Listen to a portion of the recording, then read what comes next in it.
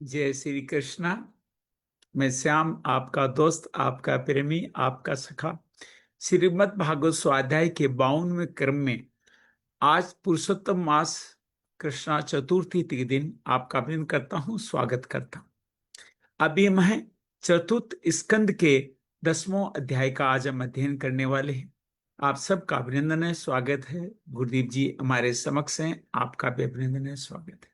आइए आज के इस कथन का स्मरण करें, उसे भगवत चरणों में अपनी धारणा, ध्यान, ध्याता की जो त्रिपुटी है उसको अधिष्ठित करते हैं मूलाधार चक्र से।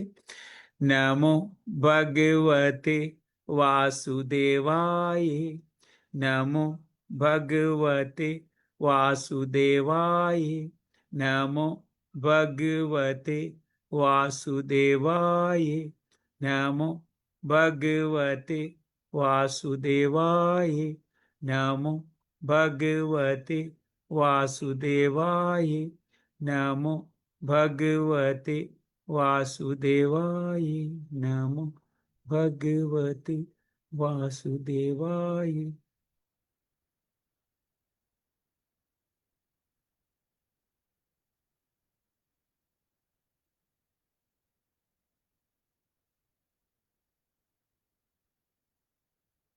वसुदेव सुतं देवं कंस चाणूरमर्दनं देवकी परमानंदं कृष्णं वंदे जगद्गुरुं। श्री कृष्णं वंदे जगद्गुरुं। गजाननं गणाधिपं कपित जम्बूफल चारु भक्षणं उमासुतं शोक विनाशकारकं नमामि विघ्नेश्वराय पाद पंकजं, नमामि विघ्नेश्वराय पाद पंकजं।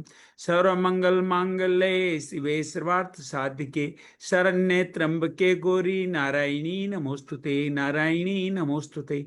त्र्यंबकं यजामहे सुगंधिं पुष्टिवर्धनम् उर्वारुकमेव बन्धनान् मृत्युर्मोक्ष्ये मामृतात्। ओम मित्राय नमः, रविये नमः, सूर्याय नमः, भान्वे नमः, खगाय नमः, पुष्णे नमः, हिरण्यगर्भाय नमः, मारीचे नमः, आदित्याय नमः, सावित्रे नमः, अर्काय नमः, भास्कराय नमः। अतुलित बलधामं हेमशैलाभदेहं धनुजवन कृशानुं ज्ञानिनाम् अग्रगण्यं सकल गुण निदानं वानराणां धीशं रघुपति प्रिय भक्तं वात जातं नमामि, रघुपति प्रिय भक्तं वात जातं नमामि।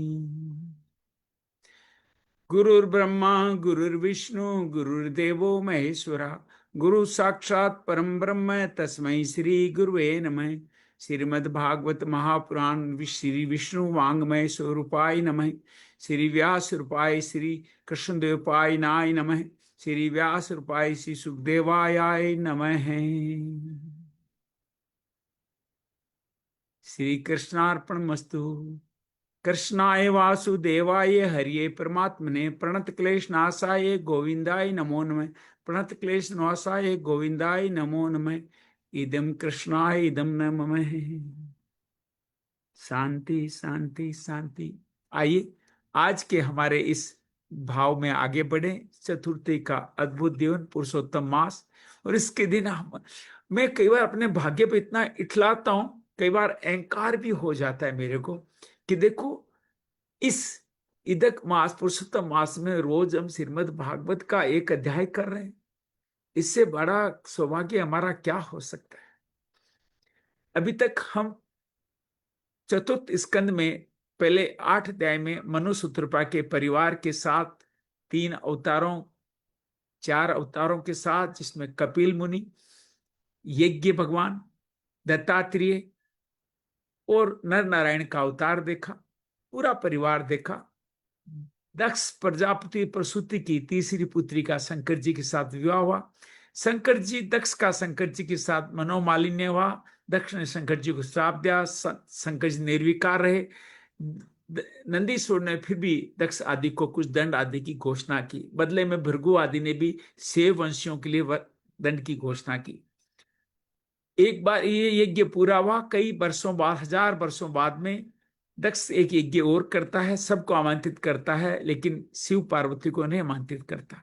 लेकिन पार्वती, चूंकि वो शिव जी से भी थोड़ा सा अलग भाव में रहने लगी थी, जब से राम जी वाला अभी हमारे मुरलीधर जी जो कथा कह रहे हैं ना, उसमें भी यही प्रसंग चल रहा है, जिसके अंदर शिव पार्वती का यही विषय चल रहा है।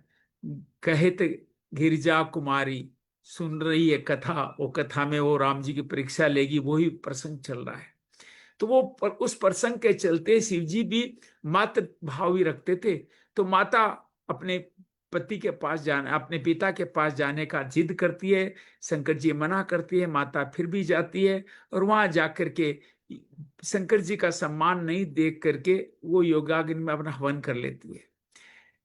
शंकर जी निर्विकार ओर से कथा कर रहे हैं, वहीं नारद जी आकर के उनको बताते हैं कि ये सब कुछ हो गया है। शिव जी थोड़े क्रोध में आते हैं, वीरभद्र को प्रकट करते हैं, वीरभद्र के सारे यज्ञ का नाश करते हैं, दक्ष आदि का भी वध हो जाता है, भृगु की दाढ़ी नोच ली जाती है, भक्त की आंखें निकल जाती है, पूषा के दांत निकल जाते हैं। इन सब ने शिव जी का मान में अनुमोदन किया था।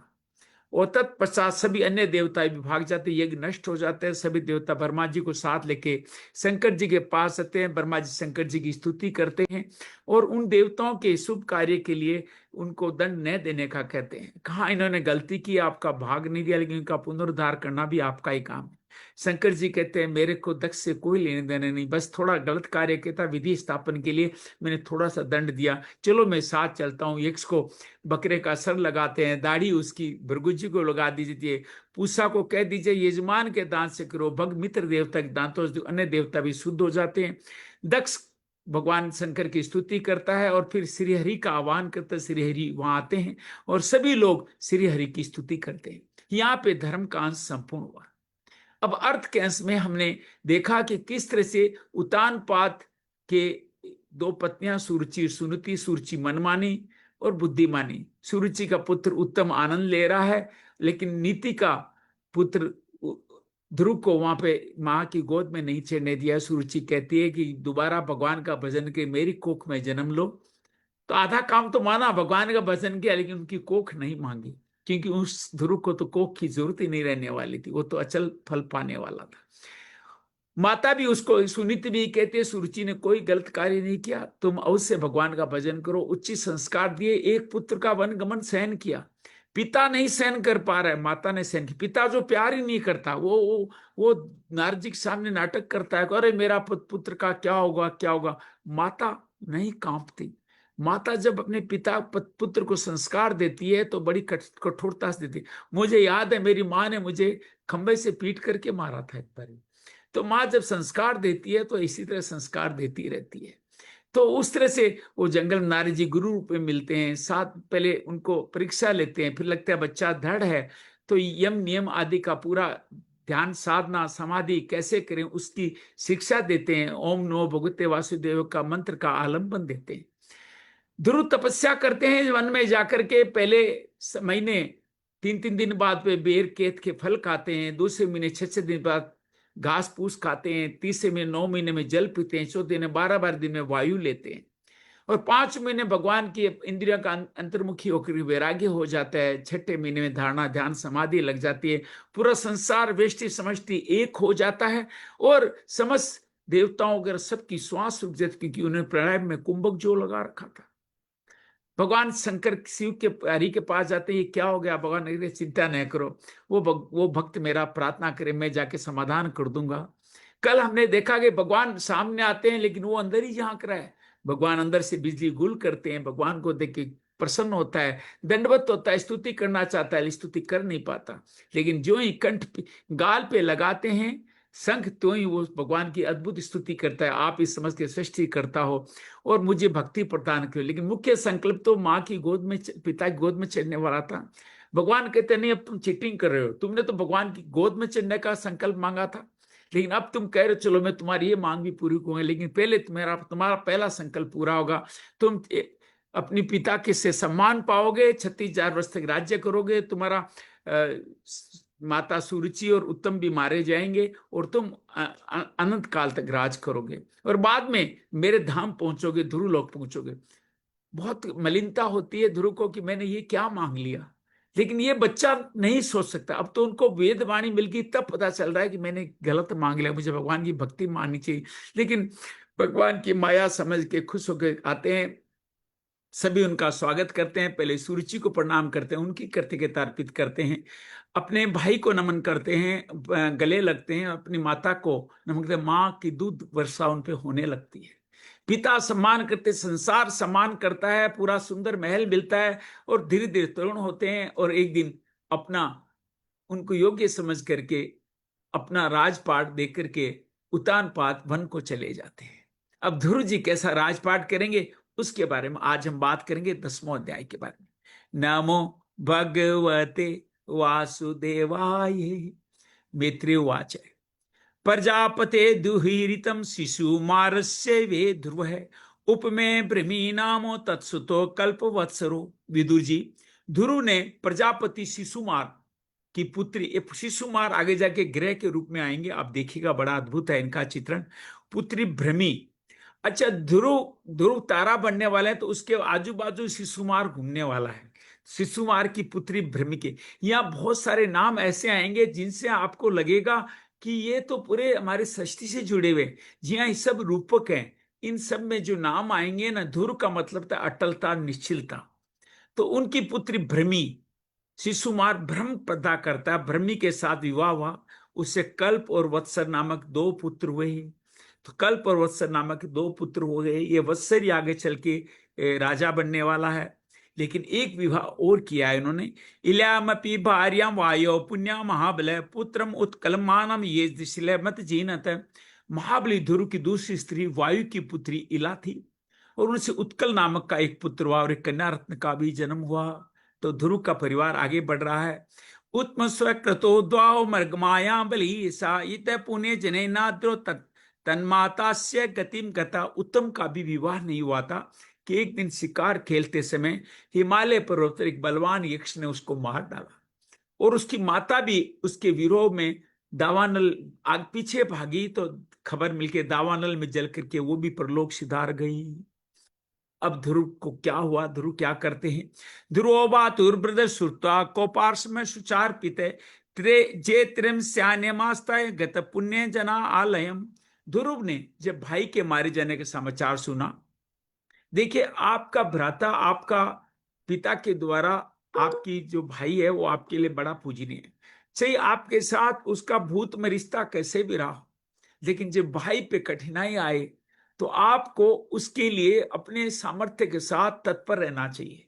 ये शिक्षा संदेश ध्रुव जी महाराज हमें यहाँ दे रहे हैं। क्रोध आया, शोक आया, बहुत उत्तेजना आई और विजय रथ पे सवार होकर यक्षों के देश में जा पहुंचे कि मेरे भाई को कैसे मार डाला। हालांकि एक यक्ष ने मारा था, लेकिन अभी तो अर्थ के अधीन है हमारे ध्रुव भगवान। ध्रुव महाराज तो क्या क्या करते हैं ये देखिए। गत्वो दो चिम दिशम राजा रुद्रानुचुर सेविताम ददसम द्रोण्यापुरी गृह संकुलम।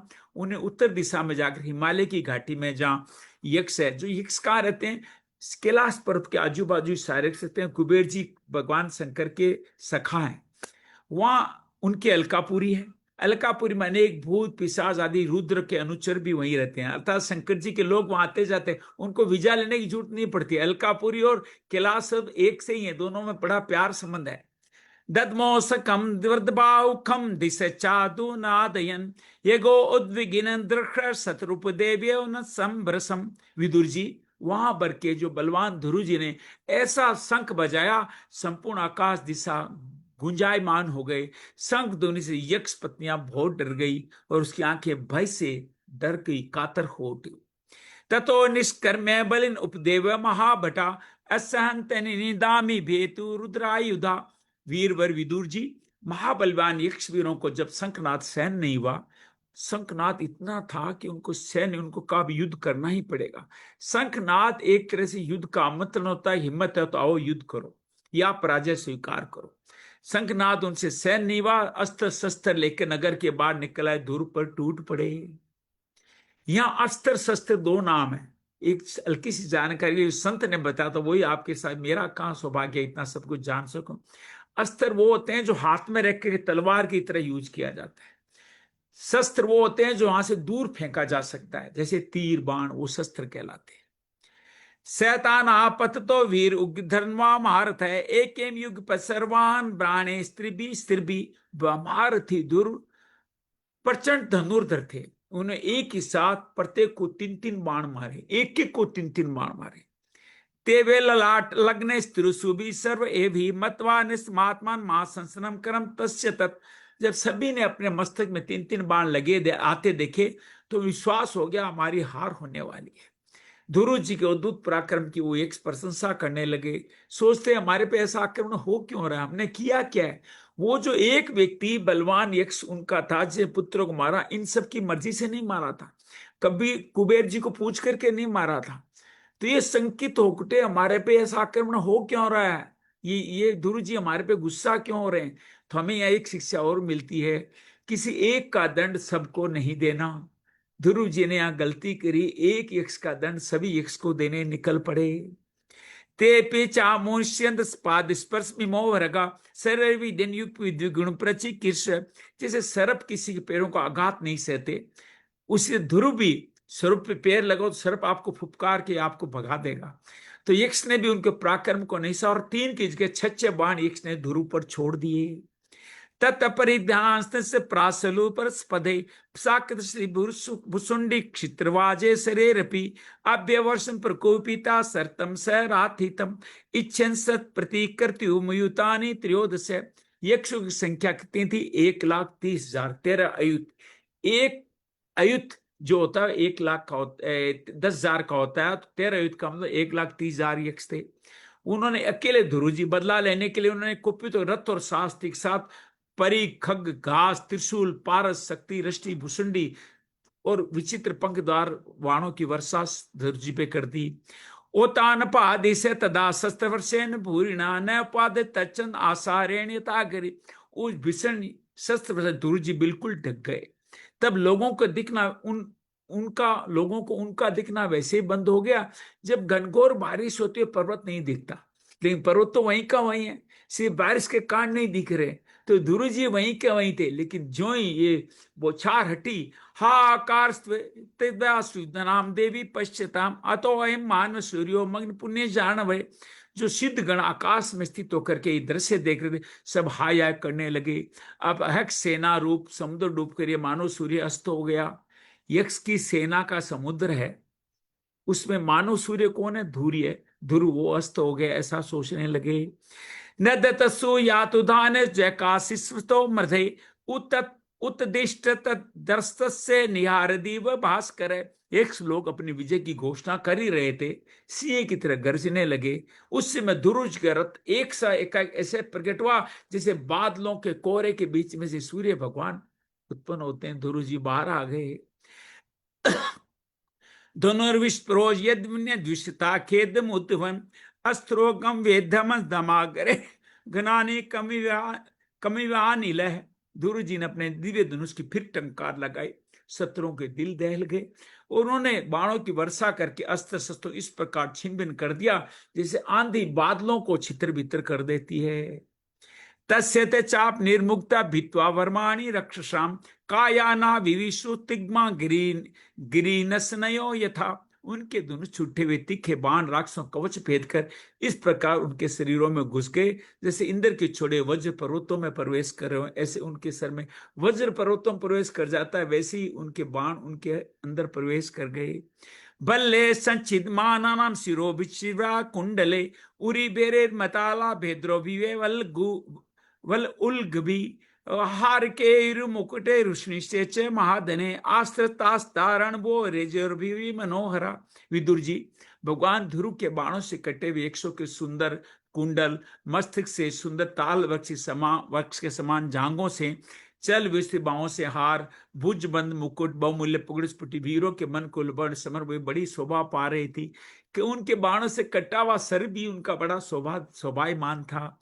हतावशिष्टा इत्र रणजीराद रक्षोगणा क्षत्रिय वरे सायके प्रायो विवेकणा वैवा विदुर्दुर्व मर्गेंद्र विकड़ित यूथपा इव। जो एक किसी प्रकार जीवित बच गए थे वे भी उनके अंग अंग भंग हो गए। युद्ध कोड़ा प्रसाद तो गजराज के जैसे कोई सिंह से परस तो गजराज भाग जाता है, उस तरह वो सब भी वहां से भाग गए। अपश्य मानस तदा अताताइन मर्दे कंचन मानवो उत्तम पूरी दीक्षण न विषाम न माय न वे चिकृष्टम जन। इतरी गुण से चित्रत स्वसारितम यत प्रेसा प्रतियोग संकित सुश्राव शब्दम जलधरे वेत नभस्वतो दिक्षु रजो अन्वदृश। नर से दुरुज ने देखा कि विश्व एक भी अस्त्र शस्त्र उनके सामने नहीं है, तो उनकी इच्छा अलकापुरी देखने की, किंतु वे पूरी के भीतर नहीं गए। देखो, आपके जीवन में बहुत सारी माया आपको घेरेगी कि ये खा लूं, ये पी लूं, ये स्पर्श कर लूं, ये देख लूं, ये पहन लूं, लेकिन ध्रुव की तरह अटल होगे तो आप उस माया में फंसोगे नहीं। तो ध्रुव जी भी अलकापुरी देखना चाहते थे, लेकिन माया में फंसे नहीं। तो पता नहीं इन माया को क्या पता किस तरह से अपने सारथी को कह करके इन बात का मनुष्य पता नहीं लगा, इसलिए ये सीख क्या क्या माया कर दे। वहीं बैठे रहे, शत्रु के नवीन अपना के सावधान होके वहीं बैठे रह गए। इतने में ही समुद्र गर्जना के समान आंधी का भीषण सब सुनाई दिया और दसों दिशाओं में धूल उठी दिखाई दी। क्षणे नादाचितं गणानिकेन सर्वतः विस्फुरिता दिक्षु त्रायिष्य स्तनयत्तुना। एक क्षण में सारा आकाश मेघमाला से घिर गया, सब और भयंकर गड़गड़ा के साथ बिजली चमकने लगी। वह उस रुद्र राक्षक्यु में विणु मूत्र भेद से निप्रेतु गर्गना गगनादश्य कबंधान ये अग्रतो अनग निष्पाप। अनग कहते हैं निष्पाप को। विदुर जी निष्पाप के लिए अनग संबोधन आया है। उन बादलों से खून, कप, पीप, पिष्ठा, मूत्र, चर्बी की वर्षा होने लगी। धूरु जी का आकाश से बहुत सारे धड़ गिरने लगे। ततखे दृश्य ग्रीने पृथु सर्वतो दिशम गदा परिस्तनिक सुस्मुसला साम वर्षे। फिर आकाश में एक पर्वत दिखाई दिया और सभी दिशाओं से पत्थरों की बारिश होने लगी, साथ में गदा, परिक, तलवार और मुसर बाणों के साथ गिरने लगे।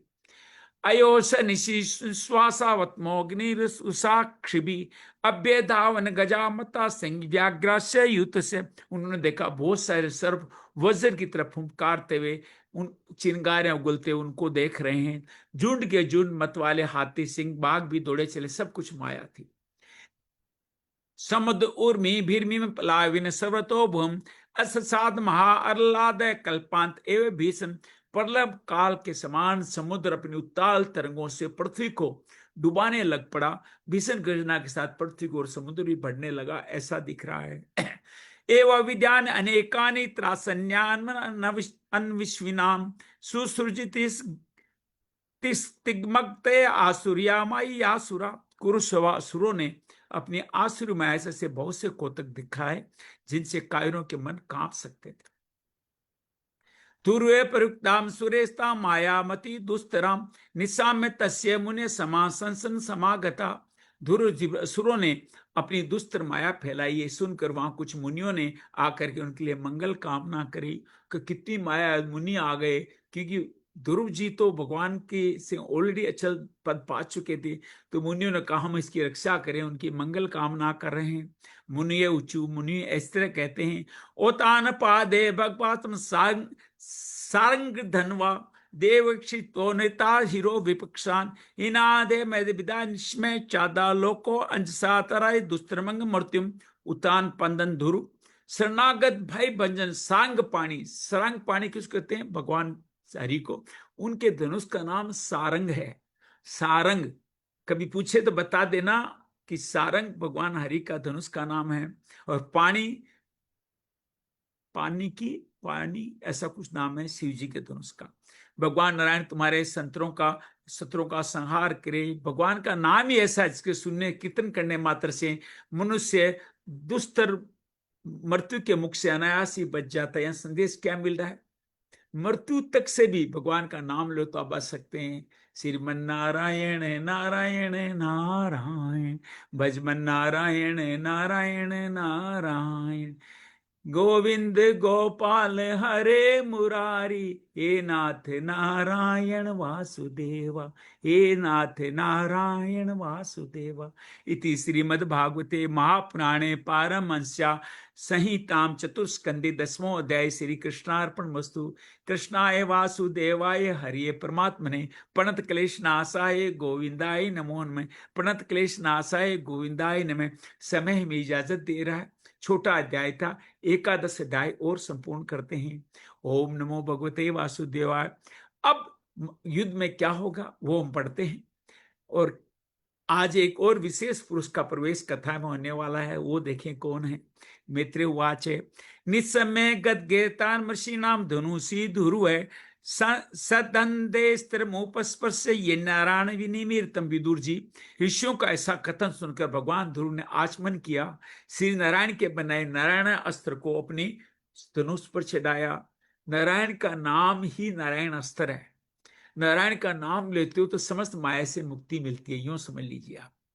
संध्यमान एतस्मिनाया गृह्यक निर्मिता क्षिप्रम विनेशु विद्रुम क्लेशा ज्ञानोदयता। बाण के चढ़ाते ही, मतलब नाम लेते ही, एक द्वारा रची माया नष्ट हो गई। जिस प्रकार ज्ञान का उदय होने पर अविद्या आदि क्लेश नष्ट हो जाते हैं। 5 क्लेश है, विद्या, अविद्या, विद्या, अस्मिता, राग, द्वेष और विनिवेश, ये 5 नष्ट हो जाते हैं। वैसे ही नाम लेते ही सारे क्लेश कट गए। जय नारायण नारायण नारायण नारायण। तस्यासास्त्रम धनुषी प्रयुक्त श्रवण पुंगा कलहंस वास से विनिसृता आविशिशुदृश्यबलम यथा वनम भीमरवा शिखंडिन। ऋषिवर नारायण के द्वारा आविष्कृत उस अस्त्र को, ऋषिवर नारायण के द्वारा आविष्कृत उस अस्त्र की धनुष चढ़ाते उसे राजहंस के समान पक्ष और सोने के फल वाले बड़े तीखे बाण निकले। जिस प्रकार मयूर के कारों करते वन में घुस जाते हैं, उसके भयानक साए साए करते हुए वे शत्रु की सेना में घुस गए। सोने के फल वाले, अरे सोने के फल से तीखे बाण कैसे बनते हैं? लेकिन भगवान की माया कुछ भी हो सकता। तेस्मी गंधारे पर इसलिए मुखे रिस्तस्तप उपदुरता तब्यवान कुपित उधा सुपर्ण मुन दफना इवाय। तीखी धार वाले बाणों ने शत्रु को बेचैन कर दिया। उसमें रंग अनेक ईश्वर ने कुपितों को अपने अस्त्र संभाले, जैसे गरुड़ के छेने बड़े बड़े सर्प फन उठाकर उड़ते हैं, उसी प्रकार ध्रुव जी पे सब दोबारा टूट पड़े। शैतान प्रस्केत्र विधावतो मर्दे निकृत बाहुर शिरो धरोधरान निनाय लोकम पर परमर्क मंडलम वर्जंती निर्विदम युमुधेरेत सह। उनको अपने सामने आते देख ध्रुव जी ने अपने बाणों द्वारा उनकी भुजाएं, जांघें, कंधे, उदर सभी अंग प्रत्यंग को छीन बीन कर उनको सत्य लोक भेज दिया, जिनसे उर्ध्वरेता मुनिगण सूर्य मंडल का भेदन कर जाते हैं। जैसे उर्ध्वरेता जिनकी उत्तरायण में गति होती है, भगवान के धाम जाते हैं, सूर्य मंडल का भी भेदन कर जाते हैं, उसी तरह उनको भी सत्य लोक भेज दिया। तान्य माना विवक्ष्य गुहिका नानागशित चित्रत्रेन भूरि से ओतान पादी कृपया पितामो मनुर्जा गादोपसर्ष भी। अब आ रहे हैं विशेष पुरुष। ये जब युद्ध हो रहा था, अब एक तरह से ध्रुव जीत चुके, सब लोग भाग चुके, सब मर चुके। अब आ रहे हैं उनके पिता में। कौन कौन थे पिता में? बताइए दादा कौन थे उनके? मनु महाराज। पिता उत्तानपाद किसके पुत्र थे? मनु शत्रुपा के। मनु जो 72,000 वर्ष तक शासन भोग करके भगवान के धाम चले गए थे, वहां से वापस आ रहे हैं और ध्रुव को देख करके उनको निरपराध यक्षों को जो मार रहे, उनको बहुत दया आई। वो बहुत से ऋषियों को साथ लेकर आए और अपने पुत्र ध्रुव को यूं समझाने लगे। मनुर्वाच है अलम व सातिरोसे तमो द्वारेण पापमना यन्य पुण्य जनाने तन वदिस्त मनागस। मनु जी बेटा बस बस, अधिक क्रोध करना ठीक नहीं। इस वह पापी नरक का द्वार है। अभी नरक का द्वार क्या है? क्रोध।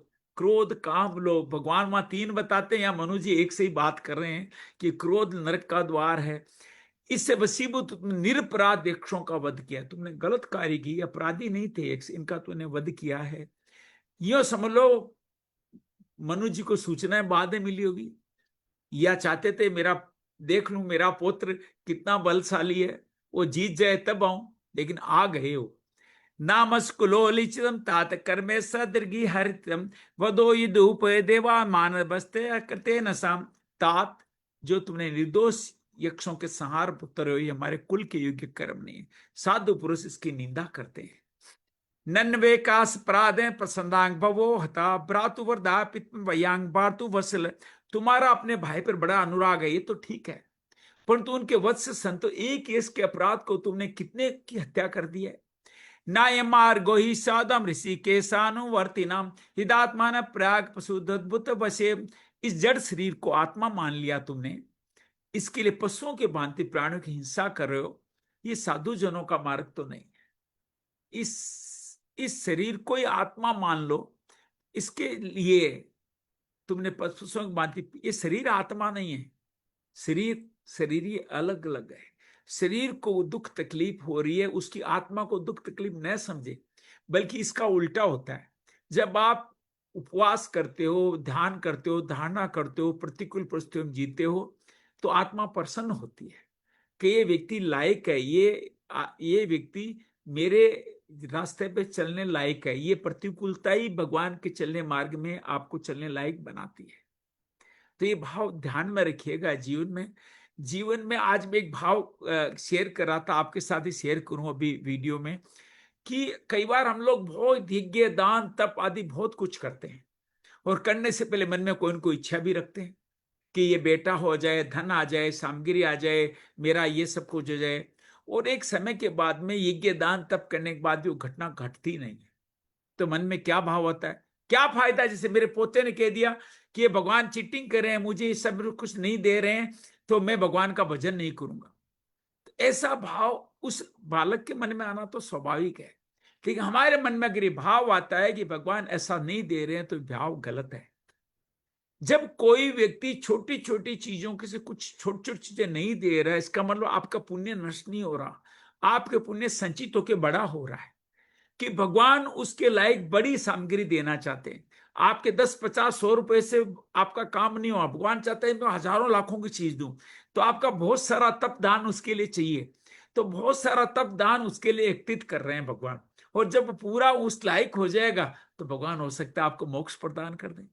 तो जब तक प्रतिकूल परिस्थिति अगर आती जा रही है, तो घबराएं नहीं, इसको भगवान की कृपा समझे। भगवान कुछ बड़ा देना चाहते हैं, इसलिए छोटे छोटे आपको अभी दे दिया, सुख दे दिया, और उसमें फिर मस्त हो जाओगे, फिर खर्च हो जाएगा, फिर और नया मांगोगे। तो इसलिए भगवान कुछ ऐसा अनंत देना चाहते हैं जो आपका जीवन का कल्याण कर सके।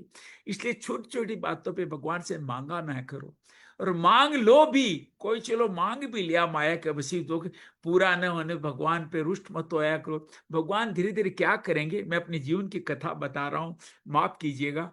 कि कभी आपको लगेगा कि जो मांग रहा हूं मिल नहीं रहा है, लेकिन धीरे धीरे आपको लगेगा, धीरे धीरे वो इच्छा ही निवर्त होती जा रही है, अर्थात इच्छा भी नहीं रही, तो समझ लो भगवान आप पे कृपा कर रहे हैं। आपके द्वारा गया पुण्य धन आपका सेव होता जा रहा है, ये बात समझ सकते हैं। बरखा जी पधारी, उनका भी अभिनंदन है, स्वागत है। आइए इस भाव को साथ में लेते हुए आगे बढ़ते हैं। तो साधु जनों का मार्ग नहीं है। सर्वभूतात भवान भूतावासम हरि भगवान आराध्याप दुरासा विष्णु सत परम पदम। प्रभु की आराधना करना बहुत कठिन है, परंतु तुमने तो बचपन में ही संपूर्ण भूतों के आश्रय श्री हरि की सर्वभूत आत्म सब में भगवान को देखते हुए आराधना परम पद प्राप्त कर लिया। जब सब में भगवान देख रहे, तो 100 में भगवान क्यों नहीं देख रहे, ये इनडायरेक्टली उसको कह रहे हैं। स तम हरे नुद्यान सुमासपि सम्मत है कथम त्व धनम कृतवानो शिक्षण सताम व्रतम। तुम्हें तो प्रभु भी अपना प्रिय भक्त मानते हैं, भक्त जन तुम्हारा आदर करते हैं, तुम साधु जन के पथ प्रदर्शक हो, फिर भी तुमने ऐसा निंदनीय कर्म कैसे किया। अच्छा, आपके मन में याद आएगा, मेरे दादा चले गए, क्या मनु की तरह मेरा भी बचाव करने के लिए मुझे समझाने आएगी। आते हैं आपके अंदर भी, आपके पूर्वज दाता सदपुरुष पितर आपके मन के भाव में आते हैं, और आपको गलत कार्य करने से रोकते हैं। आप उनके संकेतों को इंट्यूशन से समझें और गलत कार्यों से अपने आप हटा लें। यही उन पितरों का कल्याण का भाव है। इस भाव को हमेशा अनुभव करें। तो ऐसा जब भी कोई आप गलत कार्य करो, अधर्म के रास्ते में 3 बार, कल की कथा याद है ना, अधर्म के परिवार को 3 बार याद करें, और उसके बाद अपने पितृजनों से आज्ञा ले, क्या मैं सही कर रहा हूं, आपको सही जवाब मिल जाएगा। तितक्षा करुणया मैत्र्या छाकली जंतु सुसंवेद सर्वात भगवाना संपरासदी। सर्वात्मा हरि तो अपने से बड़े पुरुषों के प्रति सहनशीलता, तितिक्षा कहते हैं सहनशीलता को, छोटों के प्रति दया, और बराबर वालों के साथ मित्रता, और समझ जीवों के साथ समता का बर्ताव करने से प्रसन्न होते हैं। भगवान के प्रसन्न होने के 4 तरीके बताए हैं, नोट कर लीजिए। अपने बड़े से बड़े पुरुषों के प्रति सहनशीलता, दादा दादी नाना नानी कुछ भी कह दे, माता पिता कुछ भी कह दें, बस तितिक्षा अपनाए रखें। संत कह दें, कुछ भी कह दें, तितिक्षा अपनाए, सहनशीलता। छोटे हैं वो गलत कार्य भी कर दे, उनके प्रति करुणा रखें, दया रखें, दया से अहंकार आता है, करुणा रख लें। बराबर वालों के साथ मित्रता, आपके बराबर कोई व्यक्ति है, दोस्त है, उनके साथ मित्रता रखें और समस्त संसार के जीवों के प्रति समानता का बर्ताव करें, समत्वम योग उचित रखें, तो भगवान प्रसन्न होते हैं। ये चार भाव बगाए रखें। इन चारों में भगवान ही है। भगवान चार तरह के आपके प्रसाद लेंगे अपने आप को प्रसन्न करने के लिए। संप्रश्न भगवती पुरुष प्राकृते गुणे विमुक्तो जीव निर्मुक्तोपम निर्वाण मृच्छति। और प्रभु के प्रसन्न हो गया तो पुरुष प्राकृत गुण और कार्य रूप लिंग शरीर, प्रकृति के जो गुण हैं, जो अष्टधा प्रकृति के गुण हैं, उन सब से मुक्त होकर लिंग शरीर, शरीर इस स्थूल से छूट करके परमानंद स्वरूप ब्रह्म पद को प्राप्त कर लेगा। प्रभु इन चारों तरीके से प्रसन्न होंगे, फिर आपको मुक्ति प्रदान कर देंगे। भूते पंचरा विद्या पुरुष एव ही त्योवर आयात्म संपूर्ति योति पुरुष योर है। बेटा ध्रुव, देह आदि के रूप में परिणित हुए पंचभूतों से स्त्री पुरुष का आविर्भाव होता है और फिर उनके पार्श्व समागम दूसरे स्त्री पुरुष उत्पन्न होते हैं। देह के रूप में जो पंचभूत आते हैं स्त्री पुरुष, और उनके आपस से मिलने से फिर अनेक स्त्री पुरुष उत्पन्न होते हैं। एवं पर वर्ते सर्ग स्थिति संयम एवं च गुण व्यक्ति माया पर्यात्मन। ध्रुव, इस प्रकार भगवान के माया से सत्व आदि गुणों में न्यून अधिक भाव होने से जैसे भूतों द्वारा शरीर की रचना होती है, वैसे उनकी स्थिति और प्रलय भी होता है।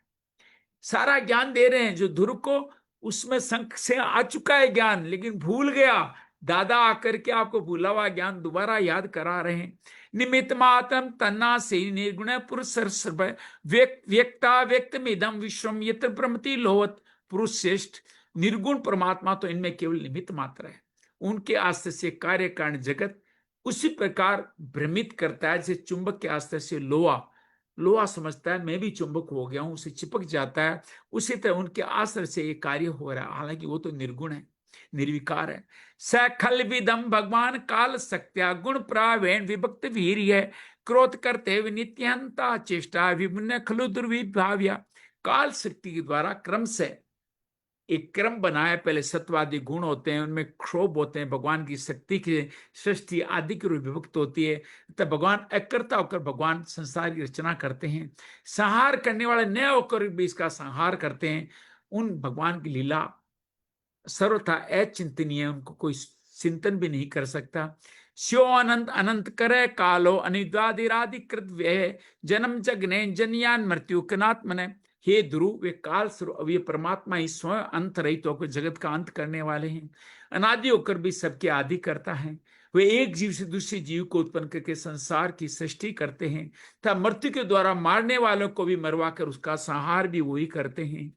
न वैसो पक्षो ऐसे विपक्ष एव वा प्रस्य मृत्यु संप्रजा स्तम धावमना मरु धावनंदनीसा यथा रज्या निलंभूत संगा। वे काल बाउंड संपूर्ण सृष्टि में समान रूप से अनुप्रविष्ट है, सृष्टि में सब में वही प्रविष्ट हो रहे हैं। उनका न तो कोई मित्र पक्ष है न कोई शत्रु पक्ष है। जैसे वायु के चलने पर धूल साथ साथ उड़ती है, उसी प्रकार समस्त जीव अपने कर्मों के अधीन होकर काल की गति का अनुसरण करते हैं। सब अपने कर्मानुसार सुख दुख आदि फल भोगते हैं। आयुषो अपचयम जंतोस्त्वते अपचयम विभु उबारेम रहित स्वस्थो दुस्सस्ते विद्यायसो सर्व समझ श्री हरि। कर्म बंधन में बंधे हुए जीव की आयु की वृद्धि और क्षय का विधान करते हैं। ये हमारी आयु कितनी होगी, कब मरेंगे, ये हम स्वयं तय करते हैं अपने प्रारब्ध के द्वारा, कर्म बंधनों के द्वारा। परंतु वह स्वयं इन दोनों से रहित है। किस चीज से? वृद्धि और क्षय दोनों उनमें नहीं होते, क्योंकि अपने स्वरूप में स्थित रहते हैं। के चीत कर्म वदंत्यन स्वभाव परे नृपय एक कालम परे दे पुसम काम मुता परे। हे राजन, अपने पुत्र को राजन कह रहे हैं। इन परमात्मा को मीमांसक लोग जो पूरी मीमांसा करते हैं, विवेचना करते हैं, लोग चारवाक स्वभाव, चारवाक वो एक संत थे जो कुछ उल्टी बात करते थे कि ये कार्य ऐसा नहीं ऐसा होना चाहिए। तो चारवाक स्वभाव वाले वैशेषिक मतावलंबी काल ज्योति देव काम आस्त्री काम कहते हैं, इसी को चारवाक काम कहते हैं। मीमांसा वाले इसको काम कह देते हैं। और मतावलंबी अनेक विषयों के मतावलंबी ज्योतिषी देव काम शास्त्री इसको काम कहते हैं। अब एकता प्रशापरम से नाना सकते शुद्ध न वे चिकिस्तम तात को वेदात स्वसंभवम। वे किसी भी इंद्रिय प्रमाण के विषय नहीं है। भगवान की बात कर रहे हैं, इंद्रियों से उनको जाना नहीं जा सकता। महत्व मैं तत्व, अहंकार, पुरुष, प्रकृति, मन, चित्त, अहंकार उन्हीं से प्रकट होते हैं। वे क्या करना चाहते हैं इस बात को संसार में कोई नहीं जानता, कि अपने मूल कारण उन प्रभु को तो जान ही कौन सकता है, और भगवान को कौन जाने जो उनके कारणों को ही नहीं जान सकते। न चेते पुत्र भ्रातु हंतारो धन नानुगा विसर्गादान्यस्ता पुंसो देवी कारणम। हे बेटा, ये कुबेर के अनुचित तुम्हारे भाई को मारने वाले नहीं हैं, क्योंकि मनुष्य जन्म मरण का वास्तविक कारण तो ईश्वर है। तुम्हारा भाई मरा अपने कर्म बंधन के कारण, ईश्वर है, इन्होंने नहीं मारा। कभी भी आप क्या अपने शत्रु को ऐसे क्षमा कर पाते हैं क्या? करके देखिए कि मेरे यहाँ जो कुछ भी मरा है वो मेरे उनके कर्म से मरा है, वो व्यक्ति तो सिर्फ माध्यम बना है, उसका क्या दोष है? ऐसा मान के देखिए, कल्याण होगा। स एव विश्वम सृजति स एवावती हंति च अथाभिहन अहंकारा न जाते गुण कर्म भी। एकमात्र वही संसार को रचता है, पालता है, नष्ट करता है, किंतु अहंकार शून्य कारण इसके गुण कर्मों से सदा निर्लेप रहता है। एस भूतानि भूते तमा भूतेषु भूत भावना स्वशक्त्या माया युक्त सज्जति च पाति च। संपूर्ण प्राणियों की अंतरात्मा नियंता रक्षा के लिए प्रभु ही अपनी माया शक्ति से युक्त होकर समझ जीवों का सर्जन पालन और संहार करते हैं। पूरा सार आ गया सृष्टि का, दादाजी ने सब कुछ बता दिया। और सब कुछ जानते थे ध्रुव, उनको याद दिला रहे हैं। तमेव मृत्युमृतम तात देव सर्वात्मनोपे जगत प्रायण इसमें बलिम विश्व सर्जो रंती गाओ यथा वे नासी दमयंतिता। जिस प्रकार नाक में नकेल पड़ा बैल अपनी मालिक का बोझा उठाते हैं, उसी प्रकार जगत राज्य करने में ब्रह्मा आदि भी भगवान के नाम रूप की डोरी से बंधे उन्हीं की आज्ञा का पालन करते हैं। वह अभक्तों के लिए मृत्यु रूप, भक्तों के लिए अमृत रूप है। संसार के एकमात्र आश्रय ता तुम सब प्रकार से उन्हीं परमात्मा की शरण ले लो। यह पंच वर्षो जनिम तुम मातु सपत्न्यावसा बिनर ममा वनम गतस्तपसा प्रत्यगस्माराधे लेबी पुर्द्रिम पद त्रिलोक्याम तमेन मंग आत्मानि मुक्त विग्रह वे पा आश्रितम निर्गुण में अक्षरम आत्मान अनविचय विमुक्त मात दृग यस्मीन भेदमस प्रतीति। तुमने 5 वर्ष की अवस्था में अपनी सोतेली माँ के बाणों से मरमाहत होकर के माँ की गोद छोड़कर वन को चले गए। वहां तपस्या द्वारा जिन ऋषिकेश भगवान की आराधना करके तुम त्रिलोकी से ऊपर ध्रुव को प्राप्त किया है, जो तुम्हारे वीर भाव से विशेष रूप से विराजमान हुए थे, उन निर्गुण आदित्य अविनाशी निमुक्त परमात्मा को अध्यात्म दृष्टि से अपने अंतःकरण में ढूंढो, बाहर नहीं अपने अंतर में ढूंढो। उनका उनमें भेदभाव में प्रमश न होने पर भी प्रतीत हो रहा है, उनमें भेद नहीं है, बस प्रपंच हमें दिख रहा है। तम प्रत्येगात्मी तदा भगवत अन्यंत आनंद माप उपसंसक्त सक्तो भक्ति विदाय परमासने कर विद्या ग्रंथ विदेशी महामति परूडम। ऐसा करने से, ऐसा करोगे तो सर्वशक्ति संप्रमाण सर्व अंत्य भगवान अनंत में तुम्हारी भक्ति दृढ़ हो जाएगी। उनके प्रभाव से ये अहंकार है ना, मेरे भाई को मारा, ये कौन है, मैं लगूं, ये लगे, उसमें तुम भगवान नहीं देख पा रहे हो, ये अविद्या आ गई है तुम्हारे अंदर। सत्य को असत्य मानना, असत्य को सत्य मानना, यही अविद्या है। ये गांठ तुम्हारे अंदर पड़ चुकी है, इससे नष्ट हो जाएगी। सेचुरो संपदम ते प्रेसाम्रम भूतसुतेन भूष राजन गदेन। जिस प्रकार औषधि से रोग शांत किया जाता है, इस प्रकार मैंने में जो कुछ उपदेश दिया उसको विचार करके अपने क्रोध को शांत करो। क्रोध कल्याण मार्ग का बड़ा विरोधी है। भगवान तुम्हारा मंगल करे। हमारे दादा हमें इतना ही तो कह सकते हैं, करना तो हमने है। ये ना पृष्ठात् श्लोक द्विजिते भरसम न बुद्धस्तोसम गच्छे दिचन भय आत्मने। क्रोध के वशीभूत पुरुष से सभी लोगों को बड़ा भय होता है, इसलिए जो बुद्धिमान पुरुष ऐसा चाहता है, ये मुझ में किसी भी प्राणी को भय नहीं हो, मुझे भी किससे भय नहीं हो, उसे क्रोध के वश में कभी नहीं होना चाहिए। एक संत ने यह बड़ी अच्छी बात कही है कि आप किसी को भयभीत करते हो तो भयभीत होने के लिए तैयार रहिए। आप किसी पे क्रोध करते हो तो कोई किसी के क्रोध को सहने के लिए तैयार रहिए। आपने क्रोध करके अपने लिए उसकी संरचना कर दी है, अब ये बाण उल्टा आपकी तरफ आएगा ही आएगा। आप सभी से प्रति सुहृद प्रेम रखें, आपको सुहृद प्रेम मिलेगा। आप सभी की निंदा आलोचना, उनमें कमियां देखेंगे तो वो भी आप में कमियां देखने वाले हैं। आप चाहते हो सब व्यक्ति प्रेम करे, कोई आप में कमियां नहीं देखे, तो आप भी सब में भगवत दर्शन करते हो, उनमें कमियां देखना बंद करें। सब अपने अपने कर्म के अधीन होकर, प्रारब्ध के अधीन कार्य करें। उनसे श्रेष्ठता की आप उम्मीद क्यों करो? अपने माता पिता, भाई बहन, पति पत्नी, सभी में इस रिश्ते को आप अपना सकते हैं। हेलनम गिरी से भारतु धनस्य त्व्याकृतम, हे जन्म की पुण्य जना भारतीय देह में आश्रित है। तुमने जो ये समझ के मेरे भाई के मारने वाले इन यक्षों का संहार किया है, इससे तुम्हारे द्वारा भगवान शंकर के सखा कुबेर जी का बड़ा अपराध हुआ है। साथ में ये भी कह दिया ये अपराध भी हो गया है। तम प्रसाद संज्ञा प्रसुक्ति न यावन मता तेज कुलम नेभा भी वश्यति। इसलिए बेटा, जब तक महापुरुषों का तेज हमारे कुल को आक्रांत नहीं कर लेता, उससे पहले विनम्र भाषण विनय के द्वारा शीघ्र उन्हें प्रसन्न कर लो। तुमसे क्रोध बस अपराध हुआ है, ये अपराध तुम्हारे परिवार पर न लग जाए, उससे पहले विनय धारण कर लो और इन देवताओं को प्रसन्न कर लो, इससे तुम्हारे कुल का कल्याण हो जाएगा। एवं स्वभावे मुवे पुत्र मनुष्य से मनुर्ध्रुम तेना भी अमंदित साकमसी सुप्रम योग। इस प्रकार स्वयं मनु ने अपने पुत्र ध्रुव को शिक्षा दी और ध्रुव जी ने प्रणाम किया, फिर वो महर्षियों के साथ अपने लोक को चले गए। तो ये बड़ा अद्भुत संवाद आज आया है कि किस तरह से उनके पधारे हैं। इति श्रीमद्भागवते महापुराणे पारमहंस्यां संहितां चतुर्थ स्कंदे एकादशो अध्याय। श्री कृष्णार्पणमस्तु। कृष्णाय वासुदेवाय हरिये परमात्मने प्रणत क्लेश नाशाय गोविंदाय नमो नमः। प्रणत क्लेश नाशाय गोविंदाय नमो नमः। अब 12वां अध्याय थोड़ा विस्तृत है।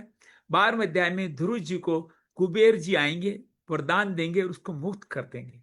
और उसके बाद में ध्रुव जी को भी मन में वैराग्य आ जाएगा और ध्रुव जी फिर विष्णु लोक की प्राप्ति तरफ जाएंगे। श्लोक काफी है, आज उसको करना उचित नहीं रहेगा। कल 12वां श्लोक 12वां अध्याय करेंगे, तो आराम से सब विराजित हो जाएं और अपने शरीर को यथासंभव स्थिर कर लें। अर्धन मूलित आंखों से आंखें के सीधासन, पद्मासन, सुखासन जो लगाना चाहें, आराम से विराजित हो जाए। चेहरे पे अति सुंदर मुस्कान स्थापित कर लें। उस ध्रुव लोक का स्मरण करें जो अचल है, जो इस पृथ्वी का आधार है, सभी को देखने वाला दृष्टा है। बिना किसी भाव के अंतर जुड़े हुए वो निर्विकार भाव से हम सबको देख रहे हैं। उत्तर दिशा की ओर ध्यान ले जाएं, जहां ध्रुव महाराज विराजित है। चारों तरफ सप्तऋषि शिशुमार मंडल उनकी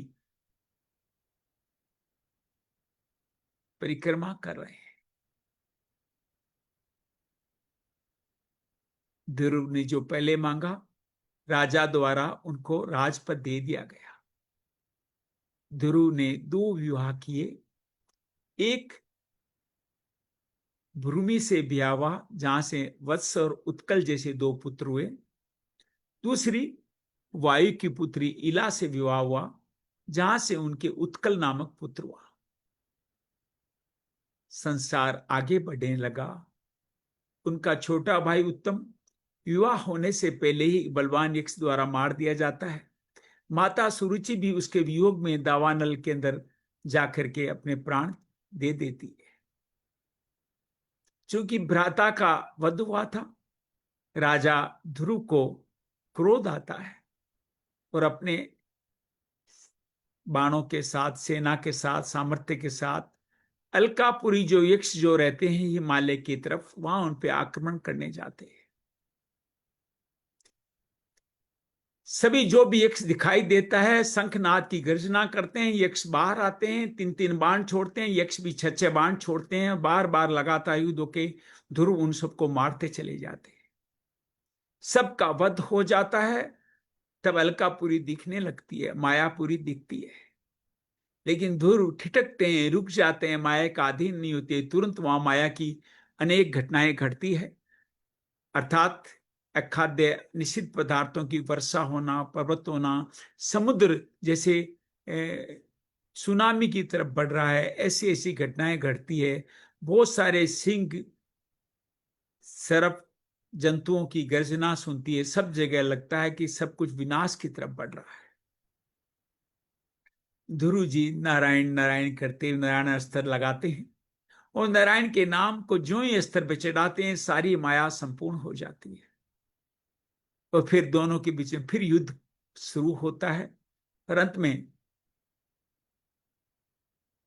ध्रुव जी सबको अपने बाणों के द्वारा सत्यलोक तक भेज देते हैं। सभी का कल्याण हो जाता है, और वो अलकापुरी के अंदर जाके कुछ दुष्कल्याण न हो, तो वहां पे उनके दादा स्वयंभू मनु आते हैं। पहले ऋषि सिद्ध लोग परेशान होते हैं कि यक्ष इनको कहीं मार न डाले, लेकिन वो एक पर्वत से जैसे जो ही बारिश बंद होते पर्वत दिखाई देता है, वैसे ही सूर्य की तरह कोहरे से निकल कर आकर के सबका नाश करते हैं। अब इस वक्त से मुनि लोग भी परेशान हैं।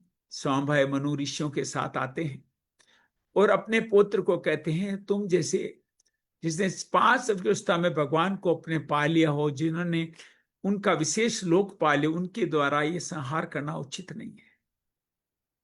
ये जो कुछ भी किया जा रहा है उसके लिए दोषी नहीं है, लेकिन सब में भगवान है, इस बात को तुम देख क्यों नहीं पा रहे? समस्त सृष्टि का संसार पालन, जन्म पालन और संहार उन्हीं की मर्जी से होता है, लेकिन वो निर्विकार इसमें, निर्गुण निर्विकार इसमें अपने आप को इन्वॉल्व नहीं करते। तुम इस भाव को समझो। अपने अंदर जो क्रोध आया है उस क्रोध को संभालो। ये क्रोध और भय तुम्हारे अंदर रहेगा तो ये भाव दूसरे वालों से भी तुम्हारे ऊपर आक्रमण करता रहेगा। ये नरक का द्वार है। इस क्रोध को, आवेशित क्रोध को शांत करो। थोड़ा सोचो समझो कि उस पर एक यक्ष के मारने से तुम पूरे यक्षों को कैसे संहार कर सकते हो। कुबेर जी को कितना कष्ट हुआ होगा जो श्री शंकर जी के सखा है। तुम ये कार्य मत करो।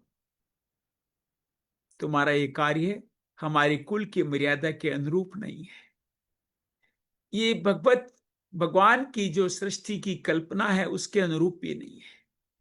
वो एक से एक को उत्पन्न करते हैं और एक से एक को मरवाते हैं। ये उनकी लीला है, लेकिन तुम इसमें क्रोधवश जो भागीदारी बने हो, ये तुम्हारे लिए भी कर्म फल ऐसा बनाएगी जो तुम्हारे जीवन में शांति नहीं प्रदान करेंगे। तुम्हें प्रायश्चित करना होगा। तो बार बार ऐसे स्वयं मनु अपने पुत्र को समझाते हैं, उसको कल्याण मार्ग में आने की प्रार्थना करते हैं, संदेश देते हैं। फिर अंत में उनके लिए मंगल कामना करते हुए अपने धाम को चले जाते हैं।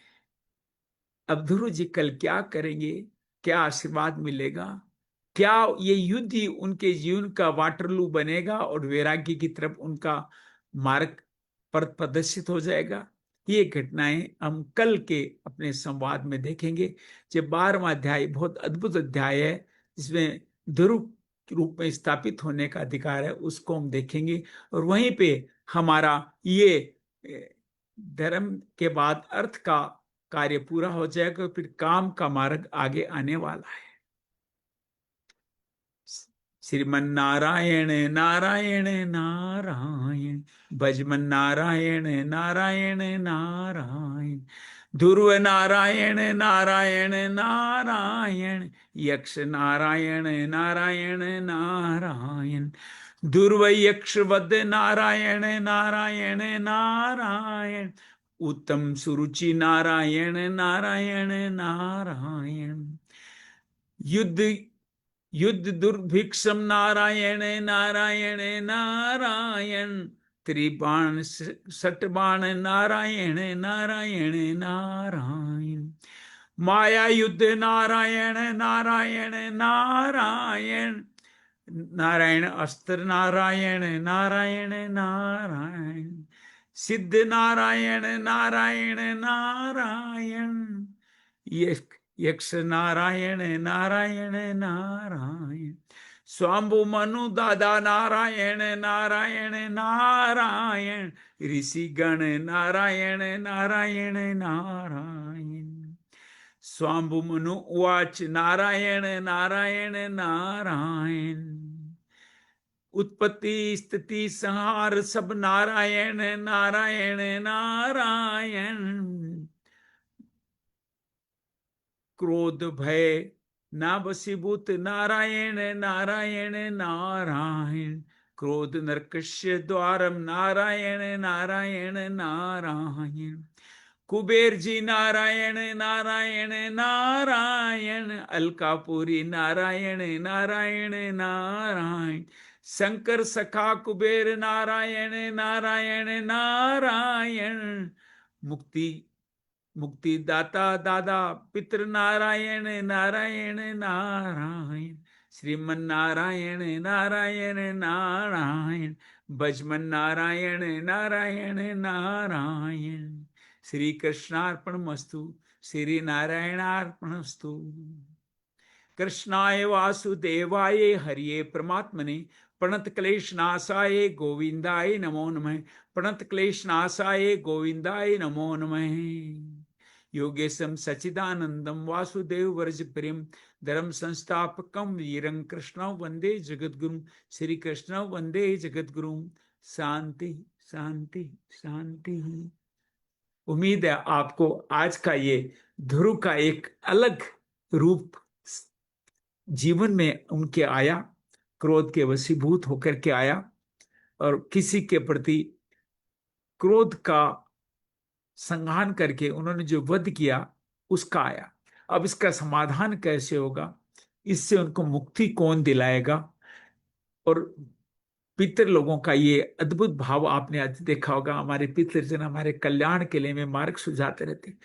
अपनी आंखें खोल करके उनको सुना करें, उनकी बात सुना करें, वो आपके कल्याण का मार्ग बताने वाले हैं। ध्रुव अगर अलकापुरी नष्ट कर देते तो शायद हो सकता है शंकर जी का उन पे कोप हो जाता, और तब हरि और शंकर के बीच का कैसा महायुद्ध हो जाता, आप कल्पना कर सकते हैं। तो ये पितृ लोगों ने इसके मनु खुद आए और उन्होंने इसका हल किया, उसको शांत किया। क्या ध्रुव शांत होते हैं? क्या अपने इस अपराध बोध से मुक्त हो पाते हैं? क्या ये अपराध बोध ही उनको वैराग्य की ओर लेके जाता है? क्या वो वन गमन कर लेते हैं? क्या वो तपस्या करते हैं? क्या करते हैं? ये सब हम कल जानेंगे 12वें अध्याय में। उम्मीद है आप सबको बरखा को अच्छा लगा। बरखा आपका बहुत बहुत धन्यवाद, बहुत बहुत आभार। आप हमारे समूह में नहीं जुड़े हो तो मेरे नंबर 9811112450 पे आप अपना एक जय श्री कृष्ण लिख दीजिए। इस स्वाध्याय श्रीमद् भागवत स्वाध्याय ग्रुप में आप भी जुड़ करके हमारे साथ कल्याण इस मार्ग पे आगे बढ़ सकते हैं। रश्मि हमारे साथ जुड़ चुकी है। आयस महेश कुमार जी भी आए हैं। महेश कुमार जी आप भी अगर हमारे साथ जुड़ पाए, इस रेगुलर नित्य आने का मन हो तो जुड़े। इस समय पे नहीं आ पाए तो हम रिकॉर्डिंग भेजते हैं, पूरा सार भेजते हैं, उसको पढ़ा करें। कल हमारी श्रीमती जी रात को सुन रही थी, मुझे भी अच्छा लग रहा था कि वो सुन रही है, और मैं भी देख रहा था। अपना अपना कहा हुआ सुनना आसान नहीं होता, लेकिन सुन के अच्छा लगा कि भगवान श्री हरि ठीक मार्ग पे ले जा रहे हैं। आप सबका मंगल हो, सबका कल्याण हो। महेश जी आभा आभा आप भी इस तरह अपनी आभा बिखेरती रहा करें, हमारे बीच में आती रहें। आपका बहुत सारा आभार है, बहुत सारा। आज की कथा के विषय में कोई मन में भाव हो तो कह सकते हैं। हमारे 5 से 6 मिनट हमारे पास बचे हुए हैं। 24 मई सोमवार को, शायद 24 में सोमवार को, यहाँ गंगा दशहरा है शायद, उस दिन किसी तीर्थ की यात्रा करने का अगर भाव बन रहा हो तो उस भाव को रोके नहीं, उसको चलने दें। सोमवार का दिन है, मातृभूमि का तीर्थ यात्रा करनी है, तो इस बार कोलायत में ही शायद ये स्नान होगा। कहते हैं कोलायत में 52 घाट बने हुए हैं। करदम देवहूति का संवाद वहां होता। करदम मुनि ने वहां तपस्या की थी, कपिल जी ने माता को उपदेश दिया था। जो माता ने तप करके, कहते हैं कि अंत समय में जब भगवत दर्शनों में जाना चाहती थी तो अपने पुत्र को स्मरण किया। पुत्र गंगा सागर से गंगा उल्टी लेके आए और कहते हैं कि और 52 तीर्थों को भी वहां स्थापित किया। कहते सबसे तीर्थों का गुरु इसलिए कोलायत को माना जाता है। अपनी माता के लिए ये सब कुछ उन्होंने स्थापित किया और वहां पे ये 52 घाट बने हुए हैं। देखें, बहुत बचपन में गए थे एक बार, अब उसके बाद जाना हुआ ही नहीं। तो बिंदुसार सरोवर जो वहां था, जो लोग भी बचपन में ही गए थे। हैं, हम लोग भी बचपन में ही गए हुए हाँ, हैं, बचपन माँ में के गए साथ थे। गए थे, बिल्कुल। दादी माँ के साथ गए थे। नहीं, यहाँ, बिंदु सरोवर वहां मिला आपको कोलाई जी में? हाँ वही है बिंदुसार सरोवर। वो सरोवर बना ही वैसा ही था। कहते हैं अक्षर सरोवर है ये। इस सरोवर का कभी अंत नहीं होने वाला, क्योंकि जब कर्दम मुनि तपस्या कर रहे थे तो भगवान के नेत्रों से जो अश्रु बिंदु रूप में गिरे, उससे सरोवर उत्पन्न हुआ। तो ये बिंदु सरोवर ही, कोलाई सरोवर ही बिंदु सरोवर है। और इसमें जो सब, कोलाई जी जाते थे तो इस बात का पता ही नहीं था कि हम इसमें इतना इसका महत्व है। हाँ बहुत महत्व है, बहुत। कल मैं इसका थोड़ा अध्ययन कर रहा था कि कोलाई धाम का, बिंदुसार का अध्ययन कर रहा था, तब तो पता चला कि ये वहां के लोग गुजरात कहते गुजरात हैं। में क्यों बता रहे हैं? गुजरात में बता रहे हैं बिंदु सरोवर। ऐसा ना, जब कोई अच्छी चीज होती है तो कई जगह उसको बताते हैं। ये संत भी एक जगह बताया, मेरे को भी संतों ने बताया कि ओंकारेश्वर के बाद भी सिद्ध, वहां एक सिद्ध, वहां वो स्थान है। मेरा ख्याल से ऐसा कुछ हुआ होगा कि जब ये माता को जब सिद्धि मिल रही थी तो माता एक नदी रूप में बदल गई, और उसमें सरस्वती नदी यहां से गुजरात की तरफ बहती थी। तो उस सरस्वती सिद्ध रूप नदी में माता सिद्ध रूप में स्वरूप हो गया। वहां सिद्ध एक स्थान है, सिद्ध स्थान, वहां पे माता जाके स्थापित हो गई। इसलिए उस धाम को देवहूति के सिद्ध के रूप में शायद जाना जाता होगा। लेकिन ये सरोवर तो बना ही, देखिए एक बात सुनिए, बिंदु सरोवर के नजदीक ही तो देवहूति संवाद हुआ था। तो सरोवर हाँ। बाद में कैसे बन सकता है? माता के बाद में पहले ही बनेगा ना। तो संवाद तो ये वहां ये कन्फर्म है। यहाँ पे मुक्ति के लिए समस्त तीर्थों को बुलाया भगवान कपिल ने, ये भी सत्य है। ये वहां की लोक कथा नहीं, ग्रंथों में लिखी हुई कथा है। तो मेरे ख्याल से यही सही सत्य है कि बिंदुसार सरोवर वही है, वही बिंदुसार सरोवर है। गुजरात में जो तीर्थ है, मुझे लगता है वो माता देवहूति के सिद्ध स्थान से संबंधित है। उसके बारे में भी कभी होगी तो बातचीत करेंगे, ठीक है ना? तो तो कोलाई यही, जी में आपने चर्चा की थी किसी से? हाँ बिल्कुल चर्चा की है मैंने, चारों तरफ बातचीत की है। और सबसे बातचीत करके तय किया कि वहां पे ये अभी भी ये सब चीज होती है। और वहां का सरोवर में कहते हैं अक्षय जल कभी खत्म नहीं होता। ये अक्षय सरोवर है। बीकानेर से कितना दूर था? 50 बीकानेर से किलोमीटर, कितना बीकानेर दूर से था? 50 50 किलोमीटर, मैं है? गया नहीं, जाऊंगा अभी। बस 50 किलोमीटर, 50 किलोमीटर। बीकानेर से 50 किलोमीटर। जाके आएंगे। रामदेवरा के रास्ते में भी आता है, तो रामदेवरा जाते हुए आते हुए भी आ सकते हो। क्योंकि मेरा अगला तीर्थ स्थल अच्छा। रामदेवरा है। माता पिताजी का हाँ, बाबूजी को कृतज्ञ। बाबूजी ले जाते थे बहुत। हाँ हम बाबूजी के साथ गए हुए हैं। जी जी, तो हम कोलायत से इस बार ट्रेन से बीकानेर पहुंचेंगे, बीकानेर से कोलायत जाएंगे। कोलायत से वापस आते समय जहां से मुझे ये भागवत और ये भगवान निर्वाण का आधार मिला था, श्री पुंदरा सर बालाजी, उनको दर्शन करते हुए, सूर सर हनुमान जी जहाँ बचपन में जाया करते, उनको दर्शन करते हुए मैं गांव मातृभूमि आऊंगा। तो इस बार की तीर्थ यात्रा, गांव की तीर्थ यात्रा ये रहेगी। तो मैं तो गांव में तीर्थ करने जाता हूँ और आनंद पाता हूँ, बहुत आनंद पाता हूँ। तो अभी, जन्मभूमि भी एक तीर्थ है, जन्मभूमि भी एक तीर्थ है। तो तीर्थ की यात्रा करते समय तीर्थ अपने आप मिल जाते हैं। तो बहुत बहुत धन्यवाद महेश भाई, कुमार जी, आपका अभिनंदन है, स्वागत है। आनंद रहे, आप आते रहे हमारे साथ, तो बड़ा आनंद रहेगा, आपका बहुत आनंद रहेगा। बहुत बहुत धन्यवाद, बहुत बहुत अधिक मास में सबका कल्याण हो रहा है। मंगल हो, मंगल हो, मंगल हो, सबका बहुत है। ये महेश जी भूतड़ा है, मामा जी की लड़के, समझ गई? सीताबाई, सरलाबाई, हाँ, हम देखो समझ इनको। गए, हम समझ गए। मेरे हाँ, साथ इनका अच्छा फोन अच्छा। नंबर है। हाँ, पापा नंदू जी मामा है। के लड़के हैं महेश बाबू, पधारे हैं, आपका अभिनंदन है, स्वागत है। अच्छा लग रहा है, अनम्यूट नहीं है आप, अनम्यूट नहीं हम्म। है, unmute करके बोल सकते हैं। अधिक गुरुजी मास का में जो मेरा आपने ये संकल्प लिया है ना, सबका अधिक कलकत्ता मास अच्छा निकल रहा है कि रोज भागवत कथा के संपर्क में हैं हम लोग। जी बिल्कुल बिल्कुल, बहुत बहुत धन्यवाद, बहुत बड़ा। सबका मंगल हो, मंगल हो, सबका कल्याण हो, हम समय पर ही संपूर्ण करें। कल हम 12वें अध्याय में प्रवेश करेंगे। बहुत आनंद आ रहा है, इतना आनंद आ रहा है कि मुझे लगता है भगवान से कुछ मांगने की इच्छा ही संपूर्ण हो गई। कि ये जो कुछ कहने, सुनने को, देखने को, करने को मिल रहा है, इस कारण से 4 4 घंटे तक कोई न कोई संत का सुनने का सौभाग्य भी मिलता है। कि भगवान कहते नहीं, ऐसे नहीं बोलना, इसकी पात्रता के लिए। कल 13वें अध्याय में पात्रता और कुपात्रता के बारे में बहुत सुंदर बात आएगी, जब बेन का प्रसंग आएगा उस समय हम्म, गहराई से बातचीत करेंगे। बहुत बहुत धन्यवाद, बहुत बहुत मंगल मंगल हो। जय श्री कृष्ण। जय श्री जय कृष्ण, श्री जय श्री कृष्ण, राधे राधे। राधे राधे। जी, आपका भी आभार है, आपका मंगल हो।